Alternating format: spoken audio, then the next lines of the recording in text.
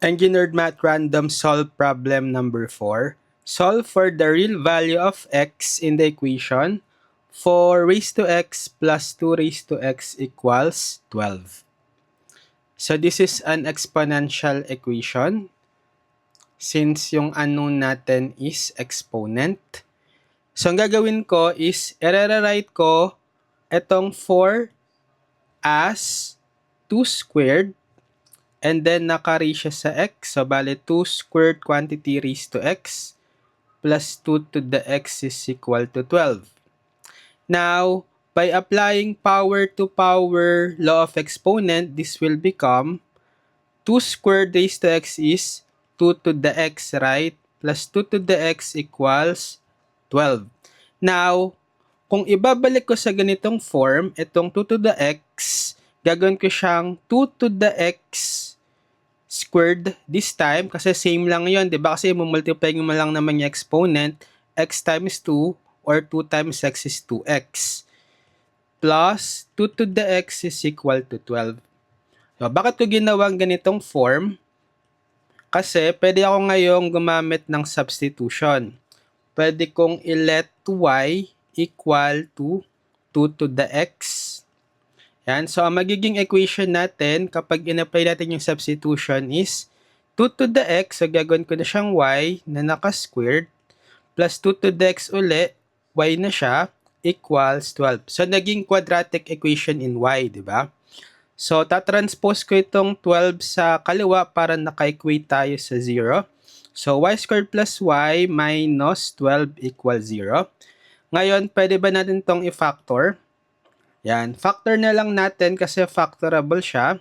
So, factor nung y squared is y and y.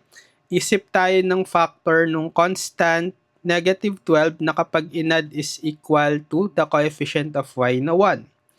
Diba? Negative 3 and positive 4. Since negative 3 times 4 is negative 12 and negative 3 plus 4 is positive 1 equals 0. And then, equating each factor to 0 na lang. So, y minus 3 is 0 and y plus 4 is 0. Then, solve for y. So, dito, y is transpose yung negative 3 sa kanan. Y is positive 3. And then, dito, transpose si positive 4 sa kanan. Y is negative 4. Ngayon, ibabalik natin pareho yung value ng y in terms of x na 2 to the x. So, bali magiging 2 to the x is equal to 3. Tapos ito rin, 2 to the x is equal to negative 4. And then, isa-solve natin for x. So, gagawin ko is, kuhain ko na lang yung ln ng both sides. Yan. So, bale, by power rule, itong x is magiging coefficient nung ln2, di ba? So, magiging x ln2 is equal to ln3.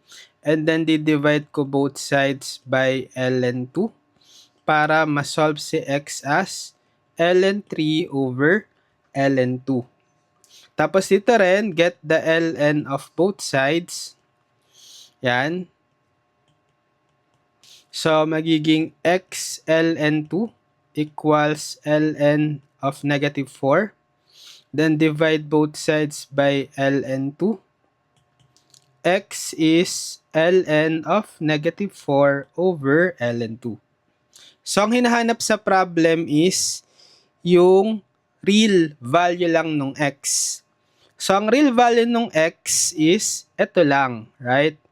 ln3 over ln2. Kasi ito, hindi siya defined sa real value ng x kasi may negative 4 tayo sa loob ng ln. Bawal may negative value sa loob ng ln kung real values yung pinag-uusapan. Pwede siya sa complex number. Okay, so hindi natin ito i-accept, but ito lang yung accept natin real value ng x.